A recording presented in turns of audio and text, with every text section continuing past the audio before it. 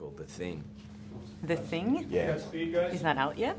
Yeah, a long time ago. Oh. Yeah, before you were born. No, I'm kidding. I take that as Okay.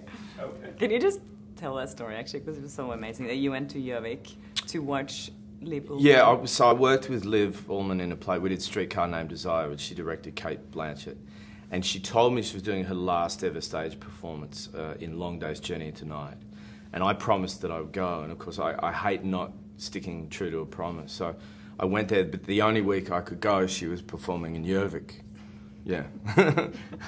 and the passport woman at the airport looked at me and said, "Why are you here in Norway?" I said, "I'm going to Gjøvik." And she's like, "Gjøvik?" Like, why? Beautiful, though, beautiful.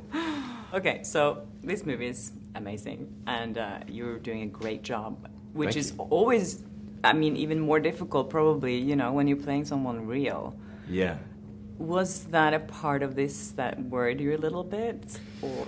It definitely worries you. It definitely, look, there's a great freedom in playing characters that are real. I mean, there's a great excitement, I guess, because you can find out about them, you can listen to them, you watch footage of them, hopefully, or read stories about them. There's also a great freedom in playing just fictional characters because there's no pressure to get that person right. And I think it's somewhere in between those two things when you're playing a real person.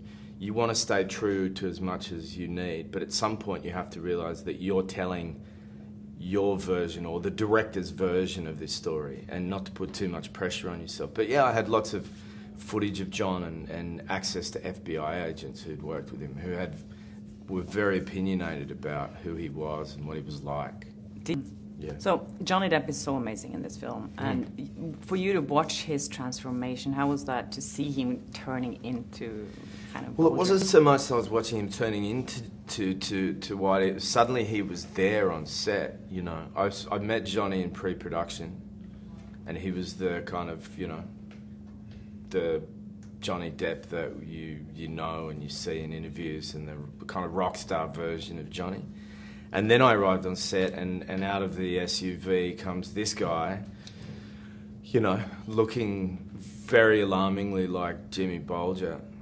And that was one thing, but you know, the real exciting transformation is what happens with an actor from, you know, inside, not outside. And that, you know, we as actors have a lot to thank the makeup department for, the costume department, the designers, all of the great people that work in movies.